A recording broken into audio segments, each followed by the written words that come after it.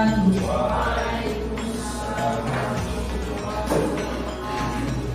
Baiklah, puji dan syukur kepada Allah SWT. Alhamdulillah hari ini kita bisa berkumpul di ruang ini.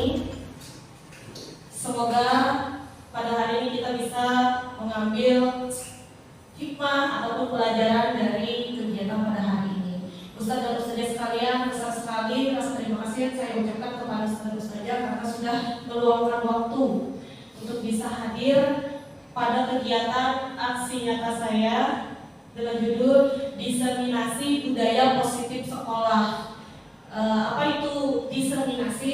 Diseminasi itu Ustaz dan Ustazah adalah penyebaran pemahaman yang didapat untuk dibagikan ke komunitas.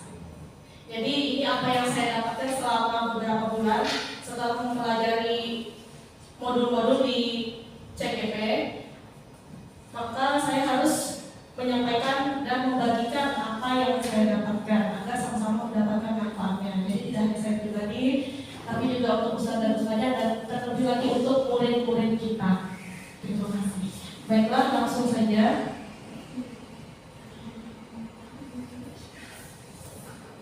Sekarang kita akan melakukan aktivitas seperti ini.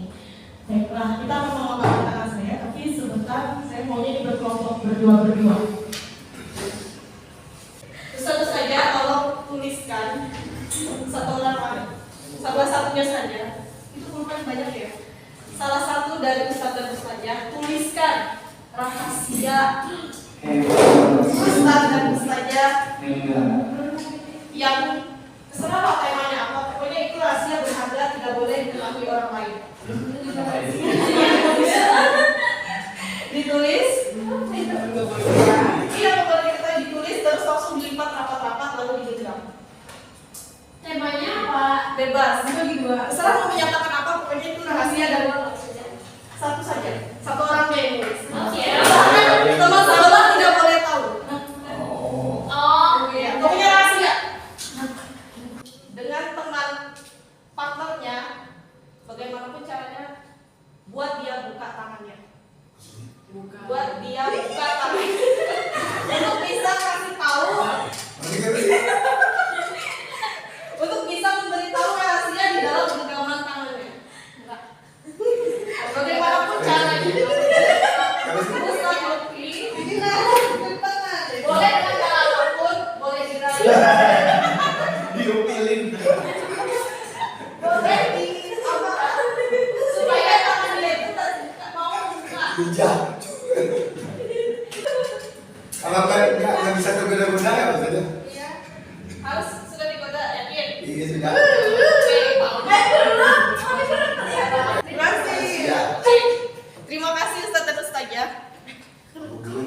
Sadarkah Ustaz dan Ustazah pada dasarnya itu seperti Ustaz dan Ustazah saat mengontrol anak-anak.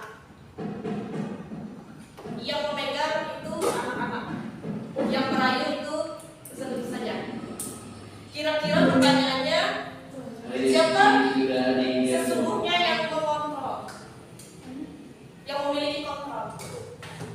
Yang genggam. Yang genggam atau yang si perayu? Si perayu yang mengontrol. Tapi kalau dirayu kuat-kuat yang genggamnya enggak apa? Yang genggam, yang merayu apa tangan? Si perayu. Kan biasanya itu ada dua-duanya pakai gitu. Iya. Dasar abstain. Nah, coba lagi, jawab lagi sekali lagi. Yang menjawab bahwa yang mengontrol, memiliki kontrol adalah si yang pegang kertas. Iya, Siswa. Ya memang. Sepakat. Sepakat. Betul. Dia kalau dirayu itu bagaimanapun kalau dia berdirinya teguh, dia tidak bisa dibuka gitu. Itu juga kita ya. Nah, Bukan kenal tuh. Ya. Punya dari dirinya. Oh ini seperti analogi gitu loh. Ya. Maksudnya. Nah. Baiklah, siapa sesungguhnya yang memiliki kontrol? Kalau stimulus respon ada dua ya. Dengan teori kontrol kita pakai teori kontrol. Biasanya kita pakai stimulus respon. Yang ilmu yang baru saya dapatkan itu adalah teori kontrol. Yang pertama kita mencoba mengubah orang agar berpandangan sama dengan kita. Yang kedua, benar nggak?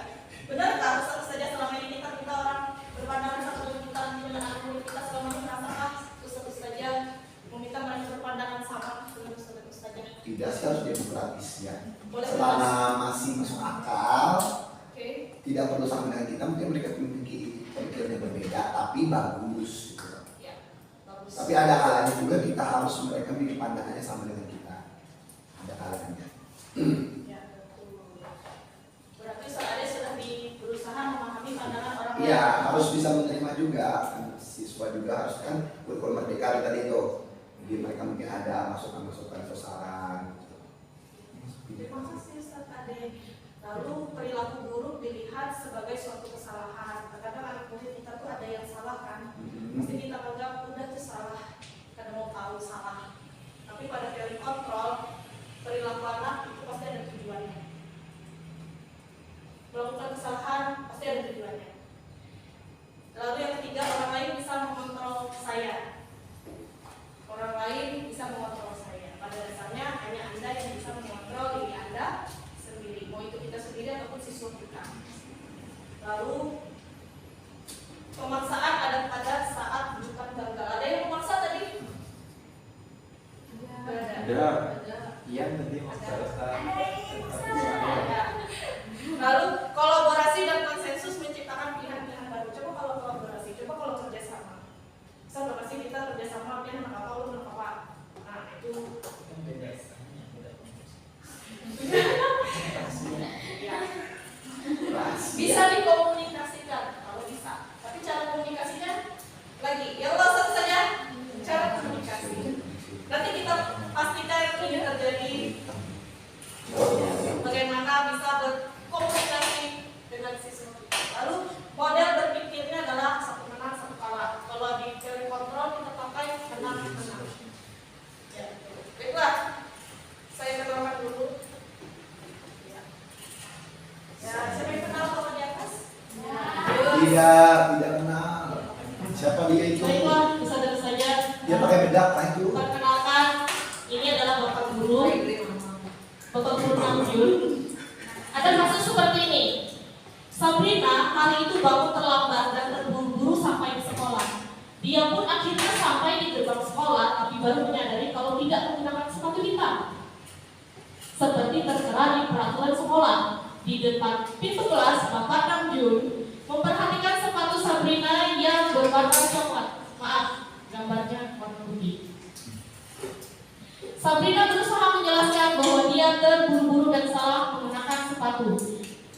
Kira-kira bagaimana tanggapan Pak Namjun? Siapa yang bisa menerka? Boleh, silakan Ustaz saja. Coba terka dialognya seperti apa. Tanggapan Pak Namjunnya. Menanyakan terlebih dahulu alasan kenapa seperti Sabrina memakai sepatu putih Ya. aja. Ya, Coklat. coklat. Coklat. Ya, betul. Apa ada lagi? Ada ekspresi lain lagi kira-kira? Mungkin kaget melihat Kaget. siswanya kok lain sendiri. Kira-kira bapaknya marah nggak? Kalau marah tidak rasional. Pertama dia harus mengidentifikasi terlebih dahulu kenapa dia menggunakan itu, gitu, tanya ini. Pantas nggak kalau bapaknya marah? Tidak pantas. Kalau sebelumnya sudah ada aturannya mungkin bisa. Pantas, karena ada aturan. Kalau misalnya sudah ada aturan sebelumnya. Iya. Baiklah, terima kasih sudah coba menebak alur ceritanya. Jadi tentu saja yang terjadi adalah seperti ini. Ntar dulu. Saya minta tolong yang jadi Pak Namjunnya Ustaz Ade, yang jadi Sabrinanya ya siapa Ada mau? nonton di Jadi kerja ya. Jadi dia. Ada saya dia. Tolong ya biar bisa menjiwai. belum pendiam saja. Silakan Pak Namjun langsung di silakan. Apa peraturan sekolah tentang seragam warna sepatu sekolah? Sepatu harus berwarna hitam. Kenapa kamu pakai warna putih? Maaf Pak, saya terburu-buru dan salah menggunakan sepatu. Ya sudah, balik lagi ke rumah. Saya tidak mau tahu, pokoknya sepatu harus hitam. Tapi Pak, rumah saya jauh sekali. Ya sudah, kamu sudah melanggar peraturan sekolah. Kamu salah, sudah terlambat. Salah pula warna sepatunya. Segera buka sepatumu kalau tidak bisa mengenakan sepatu warna sesuai peraturan sekolah. Maaf Pak, jangan ya Pak. Saya malu tidak pakai sepatu. Saya berjanji tidak akan mengulangi lagi. Tidak, kamu telah melanggar peraturan sekolah. Kalau tidak sanggup, ambil sepatu di rumah atau diantarkan sepatu ke sekolah. Ya sudah, kamu tidak bersepatu saja seharian di sekolah. Sekarang copot sepatumu dan silakan belajar tanpa sepatu seharian. Sabrina pun dengan berat hati. Seharian dia tidak berani berkeliling sekolah karena malu dan lebih banyak berdiam diri di kelas tanpa alas sepatu. Ya, baiklah, terima kasih Ustaz dan Ustazah sudah mewakili dialog yang tadi kita pakai, yang tadi kita praktekkan. Kira-kira praktek seperti ini apakah terjadi di dunia nyata? Terjadi. Banyak atau sedikit? Sedikit. Ya. Sedikit, tapi ada. Ada. Baiklah, terima kasih. Kasus kedua. Nah, baiklah, kita ada kasus baru. Judulnya Kancing Suga. Suka dong. Sudah itu malah. Kenalan dulu. Yang tengah ibunya Ibu Ayu. Ibu Ayu. Yang ini siapa? Tedium. Yang tahu dari itu. Duko. Ini Suga. iya, ada dua. Iya. Jungkook dan Suga. Jungkook dan Suga sedang bermain bersama di lapangan basket dan tiba-tiba terlibat dalam sebuah pertengkaran adu mulut. Jungkook pun menjadi emosi dan mengadakan kontak fisik, menarik kemeja Suga dengan kasar sampai 3 kakinya terlepas. Pada saat itu guru piket langsung melerai mereka dan membawa mereka ke ruang kepala sekolah. Ibu Ayu sebagai kepala sekolah berupaya menenangkan keduanya terutama Jungkook. Siapa yang bisa menerka bagaimana dialog antara Ibu Ayu dengan Jungkook? Kira-kira bagaimana? Baru dia orang kelahi sampai baju kancing terlepas, bagaimana ekspresi gurunya? Menanyakan dengan apa yang terjadi. Apa sebabnya? Coba misalkan Ustazah jadi Ibu Ayu. Coba kita tebak dulu alur ceritanya.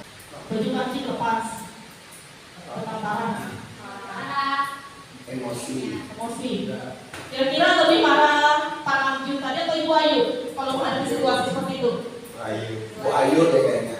Ibu Ayu. Karena kan kontak fisik. Kalau pernah itu kan dari kelalaian satu orang. Kalau dilihat dari kasusnya lebih parah siapa? Kalau dia ada yang Jungkook. Oke, terima kasih. Kita tebak. Apakah benar tebakan Ustaz dan Ustazah? Oke. Saya kasih tahu warnanya. Selanjutnya saya minta tolong Ibu Ayu. Ibu Ayu silakan Ustazah Tina. Jongkoknya Ustaz Ismail. Suganya Satuti. Betul ya. Bagus. Ya, silakan Ibu Ayu. Jungkook sepertinya Panggil nama sih. ya. Jungkook sepertinya kamu saat ini sedang marah sekali. Saya kesal Bu, sudah dari tadi bermain gak serius. Saya disenggol terus. Ya sudah saya balas saja Bu. Jungkook, coba kamu lihat baju Suga, kakinya jadi lepas kan? Iya Bu. Jungkook, kesalahan adalah hal yang manusiawi dan bahwa mempertahankan diri adalah hal yang penting. Namun coba kamu pikirkan cara yang lebih efektif selain harus membalas dan membuat kancing baju keyakinan sekolah yang disepakati. Ingat Bu, Baiklah, keyakinan mana yang saat ini tidak kamu lakukan? mulai keselamatan. Jungkook, apakah kamu bersedia memperbaiki kesalahanmu?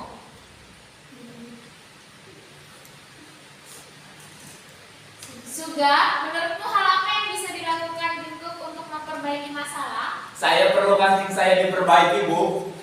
Ibu saya akan sangat marah kalau melihat kancing baju saya sampai copot 3 begini. Jungkook, apa kau bisa memperbaiki kancingnya Suga? Bisa Bu.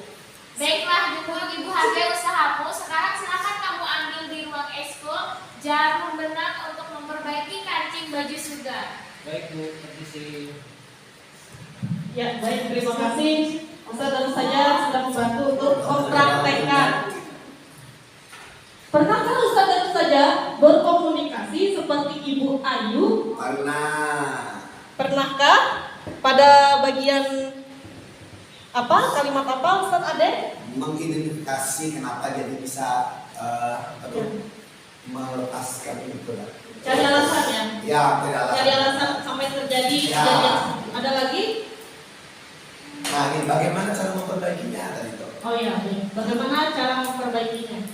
Ya, terima kasih. Bagus sekali Ustadz Ade sudah mencontohkan, pernah mencontohkan. Selanjutnya, tentu saja saya mau bertanya, kira-kira hukuman dapatkah mendisiplinkan anak? Setuju. Bisa nggak? Setuju. Setuju. Pemberian hukuman dengan hal positif seperti baca atau melaksanakan sekolah dapatkah meningkatkan disiplin anak? Setuju. Yang selanjutnya, memberi penghargaan dapat meningkatkan motivasi belajar anak? Iya. Iya, betul. Banyak sekali kita berpendapat seperti itu.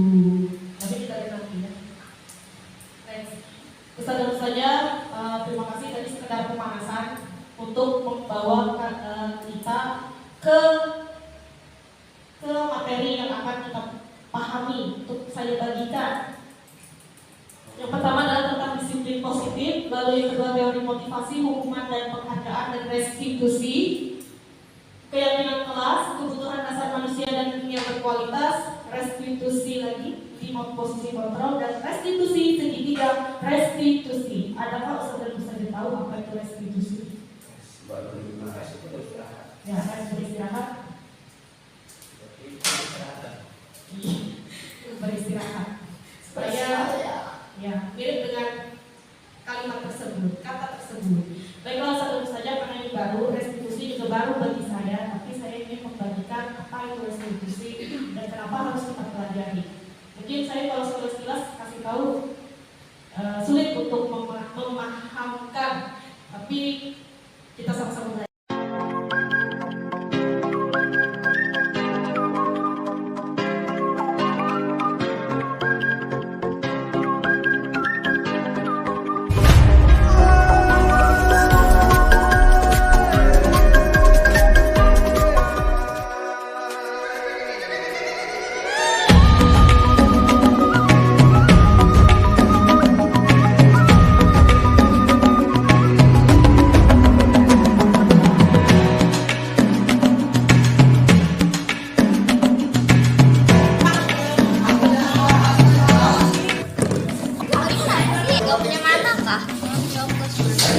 Murid menggunakan kata-kata kasar saat marah kepada temannya yang tidak sengaja menumpahkan air minum. Murid akhirnya dipanggil oleh wali kelas. Waalaikumsalam. Pagi. Bagaimana kabarmu? Alhamdulillah. Kamu tahu kenapa saya panggil kamu ke ruangan saya? Saya dengar kamu ada berkata-kata kasar kemarin kepada Kirana. Apa betul demikian? Apakah tindakanmu sudah tepat? Tidak, Bu, saya salah. Azra, sesungguhnya tidak ada manusia yang sempurna di muka bumi ini. Pasti semua pernah berbuat salah. Namun sebaik-baik manusia adalah yang mau belajar dari kesalahannya dan tidak mengulanginya lagi. Sekarang kamu ceritakan. Pasti kamu punya alasan kenapa kamu berbuat demikian. Coba ceritakan pada ibu. Iya, Bu, jadi waktu itu saya sedang makan. Tiba-tiba Kirana yang berada di sebelah saya buru-buru bangkit dari tempat duduknya dan menjatuhkan air minumannya ke baju saya. Oleh karena itu saya jadi marah-marah. Oh begitu ya. Ibu bisa memahami perasaanmu, Azra. Namun menurut Azra, berkata-kata kasar itu tindakan terpuji atau tidak? Tidak, Bu. Perbuatan itu tidak terpuji. Nah, sekarang kita kaitkan dengan keyakinan kelas kita. Keyakinan kelas apa yang Azra belum lakukan? Saling menyayangi dan berkata sopan dan santun. Baiklah, kira-kira bagaimana kamu memperbaiki masalah ini? Saya berjanji, Bu, saya tidak akan mengulangi berkata-kata kasar lagi. laki dengan siapapun. Saya akan minta maaf secara langsung dalam kirana setelah keluar dari ruangan ibu. Baik, saya hargai usahamu untuk memperbaiki diri. Semoga kamu mendapatkan pelajaran bermakna dari kesalahan yang sudah kamu lakukan. Iya Bu, terima kasih. Sama-sama. Silakan kamu kembali ke kelas. Baik Bu, assalamualaikum. Waalaikumsalam. Saya merasa lebih baik juga karena saya bisa menemukan tentang alasan saya melakukan kesalahan. Saya juga merasa bahwa saya harus lebih berhati-hati dalam menjaga lisan agar tidak mengeluarkan kata-kata yang tidak sopan. Assalamualaikum, boleh saya masuk Bu? Iya, silakan. Silakan duduk. Ya Bu.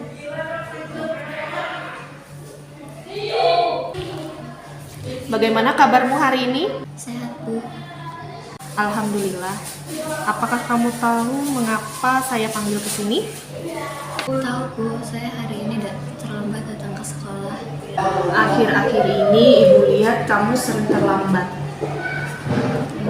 Tapi di sini ibu tidak mau fokus sama kesalahanmu. Ibu hanya ingin tahu alasannya saja. Iya Bu.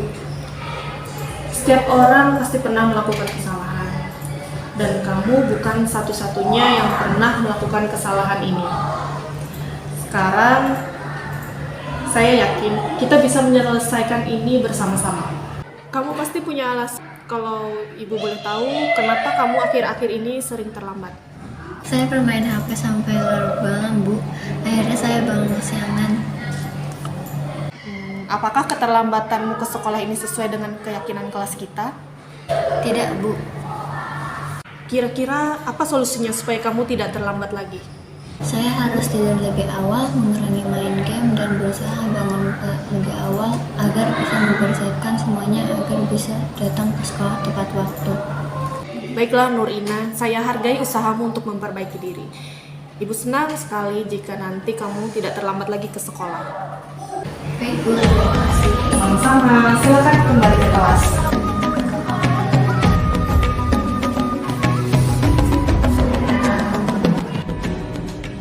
Saya menyadari bahwa akhir-akhir ini sering terlambat datang ke sekolah.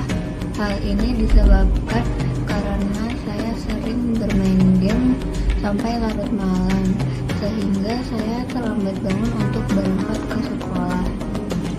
Dengan kejadian ini, saya berjanji untuk tidak bermain game sampai larut malam.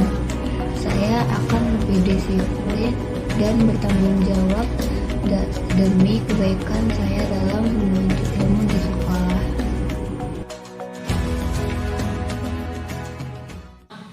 Disiplin positif adalah merupakan disiplin yang didorong dalam diri anak tanpa hukuman dan hadiah. Saudara saja, 4 kelas yang saya masuki pada saat penguatan budaya karakter, saya sempat buat pertanyaan. Setujukah kalian kalau kalian jadi guru?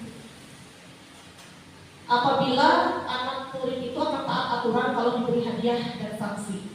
Saat mereka jadi siswa, mereka setuju. Saya minta mereka, bayangkan kalian yang jadi guru. Anak murid kalian harus diberi sanksi dulu atau diberi hadiah dulu, baru taat aturan. Setuju tidak? Baru mereka berpikir. Maunya siswanya seperti apa? Maunya kesimpulannya satu saja lah. Saya ajak mereka memahami bahwa intinya jangan sampai itu jadi motivasi, tapi sadar diri, lebih sadar dengan tidak perlu diberi hadiah, tidak perlu diberikan sanksi, jangan sampai seperti itu. Dan mereka setuju kalau mereka jadi guru. Kami sepakat. Semoga mereka benar-benar tidak mengharap hukuman dan hadiah. Baiklah, langsung masuk. Apa itu motivasi, hukuman, penghargaan, dan restitusi bedanya? Motivasi perilaku manusia. Ini disebut motivasi eksternal, berarti dari luar, untuk menghindari ketidaknyamanan atau hukuman dan untuk mendapatkan imbalan dan penghargaan. Dua kan, orang itu mau taat aturan faktanya ataupun melakukan perilaku, bukan taat aturan, tapi mau melakukan sesuatu kalau nggak dapat hadiah atau dapat imbalan atau menghindari ketidaknyamanan atau hukuman. Ada lagi motivasi yang lebih tinggi. Bagaimana kalau siswa-siswi kita untuk menjadi orang yang mereka inginkan dan menghargai diri sendiri dengan nilai-nilai yang mereka percaya. Ini tadi ya poin tadi. Motivasi internal namanya. Oke. Nah, maunya saya dan mungkin maunya saudara-saudara juga menghindari hukuman dan pemberian penghargaan berlebihan agar meminimalisir motivasi eksternal dalam diri murid. Semoga motivasi internal yang nantinya muncul di murid kita bukan karena penghargaan, hadiah atau sanksi maunya, tapi gimana tekniknya yang ada. Kita kalau mau ini kalian ini nanti. Kalau misalkan kalian kerjakan ini, konsekuensinya ini atau hukumannya ini. Sering itu kan? Oke, kalau motivasi eksternal ada 2 pertanyaan. Kalau murid belajar tidak nyamanan, apa yang akan terjadi apabila saya tidak melakukannya?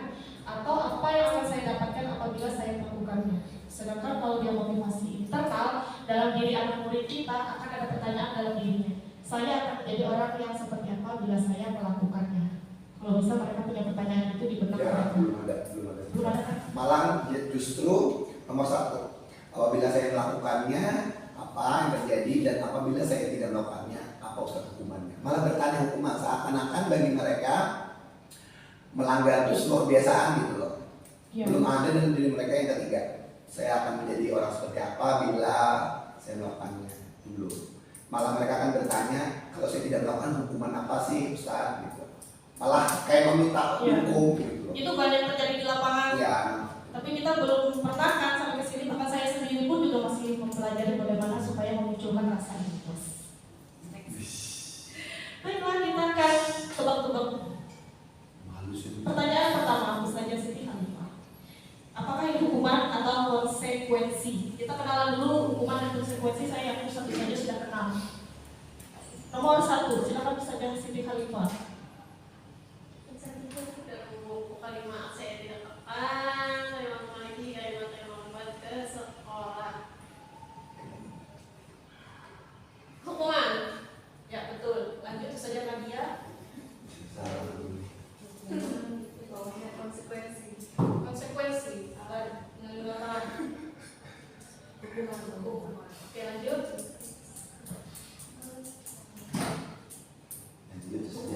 Hukuman. Ustaz ya. Lanjut. Ustazah Nina. Mengganti kertas. Ya betul. Saya pada Ustaz Ismail. Ya, konsekuensi. Oke. Ustaz Ade. Murid disuruh untuk mengenakan sepatu sehari di sekolah, kalau tidak mengenakan sepatu hitam hukuman. Iya. Oke. Ustaz Lutfi. Lari mengelilingi lapangan basket 2 kali karena terlambat 10 menit untuk pelajaran video hukumannya sendiri. Kenapa jadi konsekuensi? Ada yang bisa jawab? Kenapa jawabannya harus konsekuensi? Karena menggantikan. Ya, ada juga. Tadi itu masih pelajaran PJOK, ya kan? Oh iya. Ya, karena masih konteks pelajaran. Lanjut, terima kasih saja. Perbedaan hukuman dan konsekuensi. Mungkin saya tidak baca terlalu banyak, kan coba nanti saya bagikan slide-nya satu saja lah. Kita langsung ke bagian oh iya, saya lupa bagikan.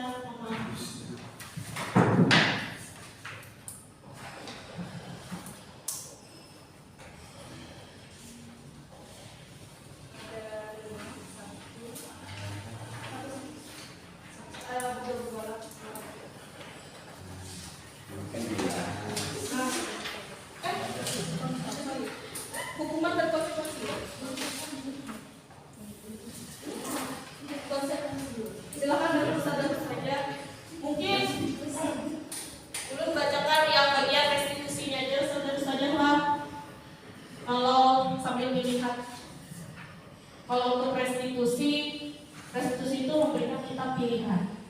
Kalau hukuman sesuatu yang menyakitkan harus terjadi, kalau konsekuensi sesuatu harus terjadi. Restitusi pilihan. Sedangkan untuk yang kedua, hukuman itu tidak nyaman murid untuk jangka panjang. Kalau konsekuensi tidak nyaman untuk anak jangka waktu pendek. Kalau Kalau restitusi menguatkan anak murid atau anak dalam jangka waktu panjang. Di hukuman, korban mendapatkan keadilan. Kalau di konsekuensi, korban bisa diabaikan. Kalau restitusi, korban mendapatkan ganti. Murid atau anak akan tersakiti saat dihukuman. Di konsekuensi, murid dibuat tidak nyaman. Kalau di restitusi, murid akan mendapatkan penguatan lebih kuat.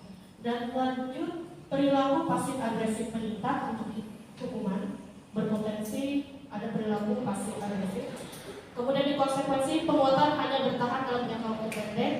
Di restitusi, masalah terpecahkan. Sistem tidak akan berjalan bila murid tidak takut.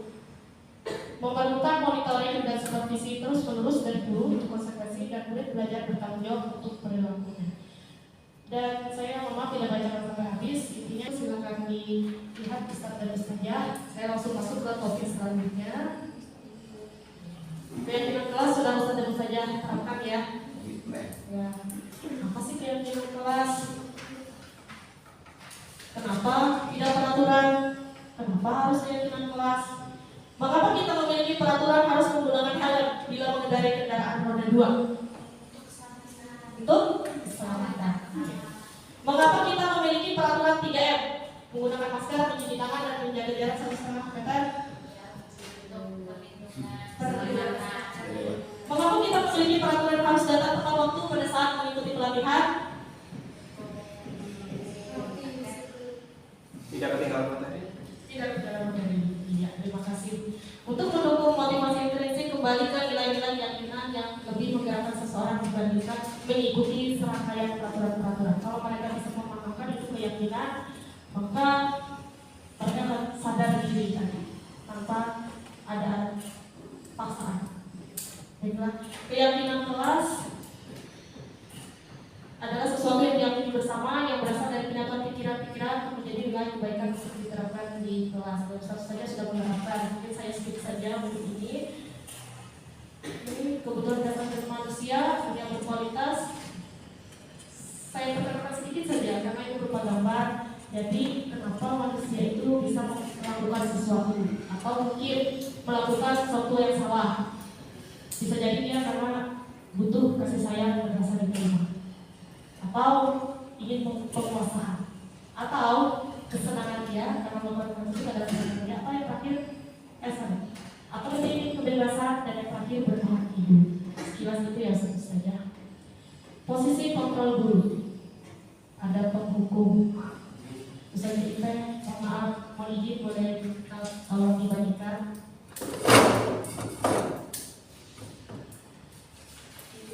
Kalau ada cukup satu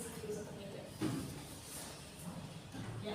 Di situ saja ada penghukum, ada teman, ada pemantau, dan pembuat merasa bersalah, dan terakhir manajer. Ustaz saja boleh disimak sedikit.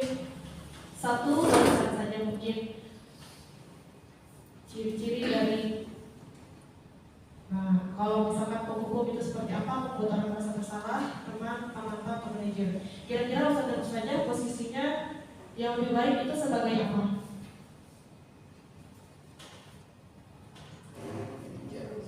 Manajer. Ya, betul, manajer. Manajer adalah cara yang paling keren atau mantap kalau kita jadi guru. Jadilah kita seorang manajer. Saya tidak panjang lebar menjelaskan karena mohon maaf keterbatasan waktu. Jadi tentu saja di situ sudah saya bagikan bagaimana ciri-ciri seorang manajer dan kriteria lainnya, penghukum seperti apa, teman seperti apa, pemantau, pembuat merasa bersalah seperti apa. Yang paling ideal adalah menjadi seorang manajer. Baiklah, sedikit saya tentu saja kita lihat posisi kontrol. Kalau sebagai membuat orang merasa bersalah, silakan ada baca satu. Saya kecewa sekali dengan kamu. Terima kasih. Ustaz Ipe jadi penghukum. Kamu tidak pernah benar melakukannya. Selanjutnya Saudara Nadia. Ayolah, bukan diri saja. Iya. Ustaz Lutfi. Apa kamu mau mendapatkan stiker bintang hari ini? Ya, itu pemantau. Lanjut Ustaz Ismail. Bagaimana kau bisa menyelesaikan masalah ini? Meja. Bagaimana kamu bisa menyelesaikan masalah ini? Nih, Ustazah Nina, Kamu selalu yang paling terakhir. nah itu sekilas Ustazah ciri-ciri kata yang digunakan dari masing-masing kontrol. Kira-kira kita pakai yang mana? Posisinya mengacu pada restitusi, sehingga mengembalikan murid pada identitas yang positif juga menjadi lebih baik. Harapannya seperti itu. Nah, kita masuk materi terakhir. Segitiga restitusi. Restitusi adalah proses menciptakan kondisi bagi murid untuk memperbaiki kesalahan mereka sehingga mereka bisa kembali pada kelompok mereka dengan karakter lebih kuat. Segitiga restitusi membantu murid menjadi lebih memiliki tujuan, disiplin positif dan memulihkan dirinya setelah berbuat salah. Ya. Jadi segitiga restitusi itu ada 3 tahap: menstabilkan identitas, validasi kesalahan, menanyakan keyakinan. Saya singkatnya gini supaya lebih mudah mengingatnya. Gunakan Stephen. Stabilitas, Steve itu stabilitas, V validasi kesalahan, dan N menanyakan keyakinan. Itu cara kita berkomunikasi. Itu ya, saudara-saudara yang saya kembalikan lagi tadi. Gimana cara ngobrolnya tergantung komunikasi. Ingat Stephen. Stephen stabilitas, stabilkan identitas, validasi kesalahan, dan menanyakan keyakinan. Jujur saudara-saudara, saya waktu dapat materi ini, saya nggak bilang sama fasilitator, Ibu, saya mau pakai ini, saya mau hafalkan dialognya untuk menyelesaikan masalah yang sering terjadi di sekolah. Cuman sering saya tertawa kulit, terbalik-balik posisinya, tapi kalau sesuai standar saya ambil singkatan sendiri, Stephen. Stabil, validasi, dan tanyakan keyakinan. Hasilnya insya Allah menghasilkan murid yang mandiri dan bertanggung jawab. Masih ingat kan Ustazah dengan dialog Ibu Ayu? Masih? Nah, Ibu Ayu itu menggunakan segitiga restitusi. Ya. Demikian saudara-saudara sedikit.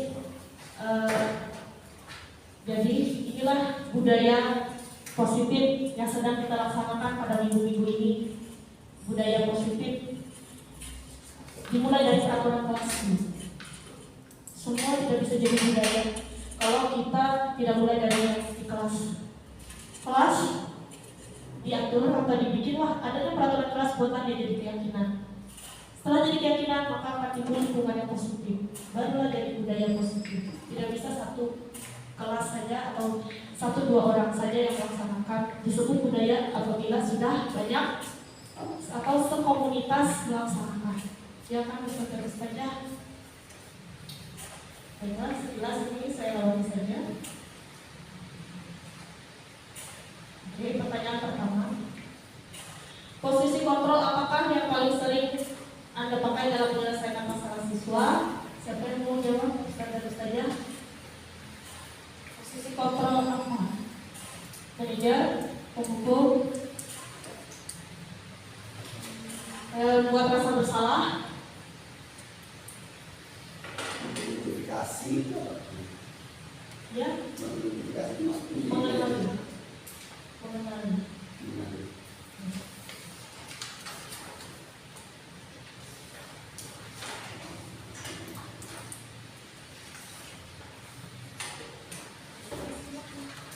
Saya berikan satu kelas. Ya.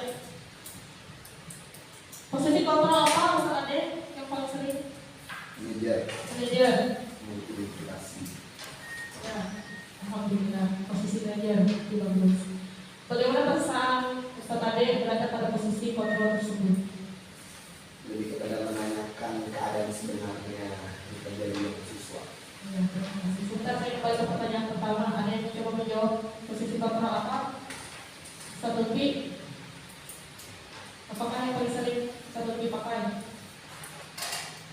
Mungkin lebih ke kalau sekarang belum terlalu dominan ke manajer sih, kalau dari saya pribadi masih ke arah penghukum, tapi tidak tidak sekompleks yang di materi penghukum yang ada di sini gitu. Maksudnya tidak sepenuhnya menerapkan penghukum, tapi juga belum ke tahapan manajer kalau saya pribadi. Oke, terima kasih. Bagaimana perasaan Ustaz Lutfi pada posisi tersebut? Oke, Ya, satu saja penghukum lah, karena saya juga tidak bisa mengatakan bahwa saya menerapkan penghukum 100% gitu, seperti itu. Jadi perasaan saya itu masih ada rasa belas kasihan, itu masih ada seperti itu. Jadi tidak bisa menerapkan yang penghukum itu tadi untuk mengontrolnya seperti itu. Tapi jika dikatakan ke manajer juga belum menerapkan karena belum paham pasti tentang terkait dengan manajer itu, yang dikatakan manajer itu seperti apa gitu. Ya, karena kalau saya sendiri ya, jujur tentu saja saya mungkin lebih sering posisi penghukum, lebih sering sedikit sebagai pemantau, atau mungkin kadang-kadang kalau penghukum sering. Kalau posisi saya, bagaimana perasaan saya kalau saya menjadi penghukum, saya ada rasa bersalah, rasa kenapa saya harus menghukum, kenapa anak ini harusnya kan dia bisa lebih baik, saya ada rasa bersalah. Lalu setelah mempelajari kegiatan hari ini, apakah ada hal yang berbeda yang akan Anda lakukan? Tentu saja ada. Kalau begitu saya minta tolong dituliskan sebagai penutup kegiatan hari ini di kertas-kertas yang disediakan. Saya tunggu. Boleh dibagi kecil-kecil. Ya, saya bagi. Saya bagi.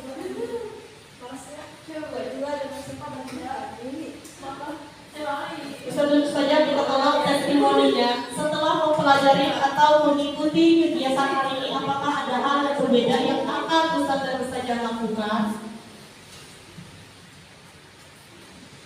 Saya kasih waktu Ustaz dan Ustazah mungkin 2 menit atau 3 menit, silakan dituliskan testimoni Ustaz dan Ustazah apakah ada hal yang berbeda yang akan Ustaz dan Ustazah lakukan.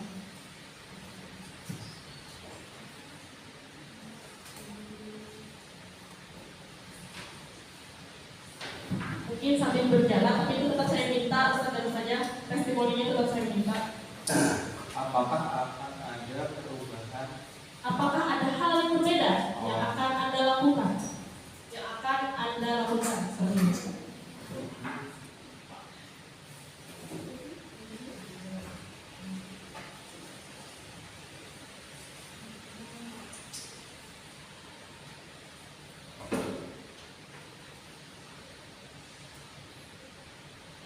Sambil ditulis, kita tentu saja. Selain konsep-konsep yang disampaikan dalam modul ini, adakah hal-hal yang lain menurut Anda penting untuk dipelajari dalam proses menciptakan budaya positif baik di lingkungan kelas maupun di sekolah? Ini pertanyaannya buat saya. Jadi saya sudah mencoba jawab seperti ini. Dan mungkin juga untuk Ustaz dan Ustazah juga.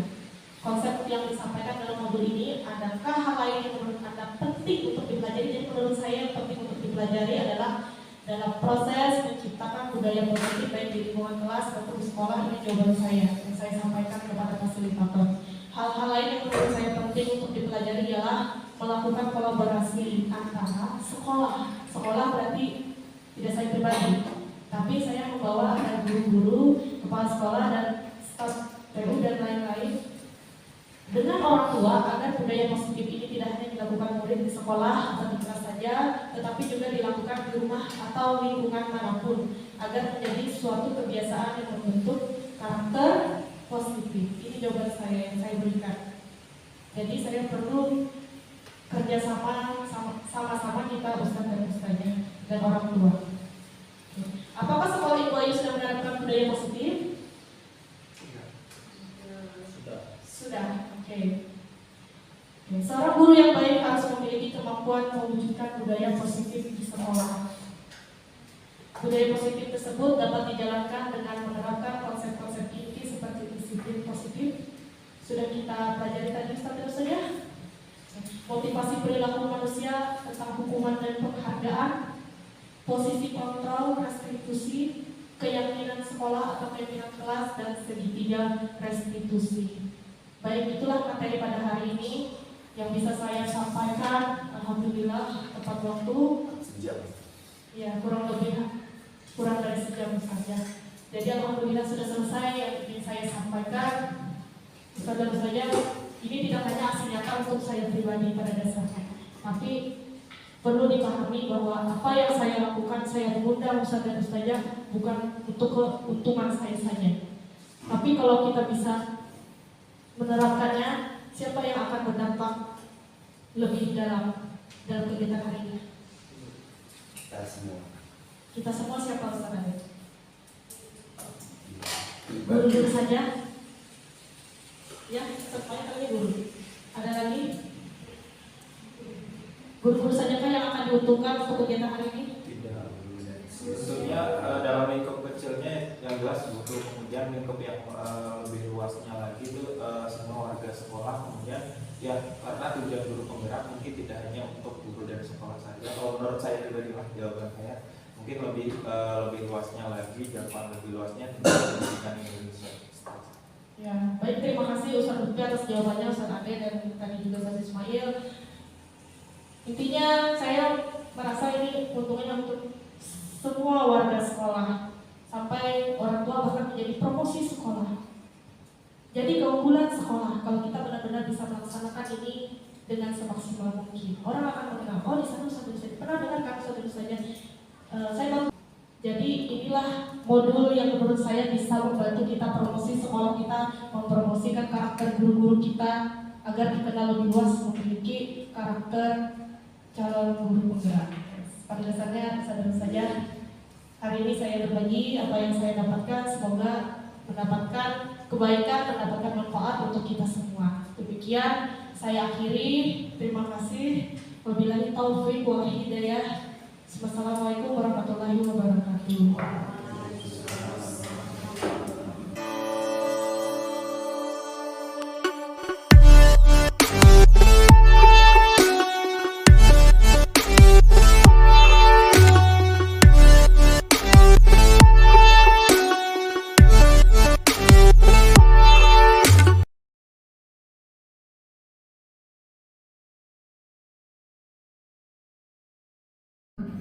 Menurut Bapak dan Ibu sekarang bagaimana?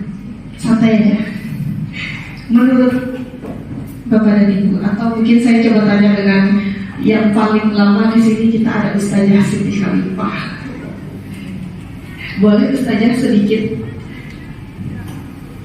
mungkin sedikit kalimat atau pemaparan dari Ustazah Siti Khalifah selama ini, bagaimana review alumni kita, apakah sudah sesuai dengan visi kita pada hari ini?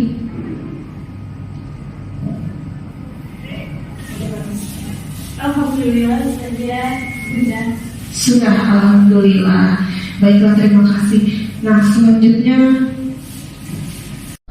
Ada beberapa mungkin siswa dan siswi yang belum mampu mengimplementasikan hal tersebut. Nah, itulah menjadi tolak ukur kami kenapa harus murid-murid itu berakhlakul karimah. Percuma murid itu dikatakan cerdas apabila adab atau sikapnya masih kurang baik dengan siswa itu sendiri atau dengan guru. lingkungan. Di sini juga muncul juga istilah-istilah apa yang menjadi maksud dan tujuan sekolah dalam proses kegiatan belajar.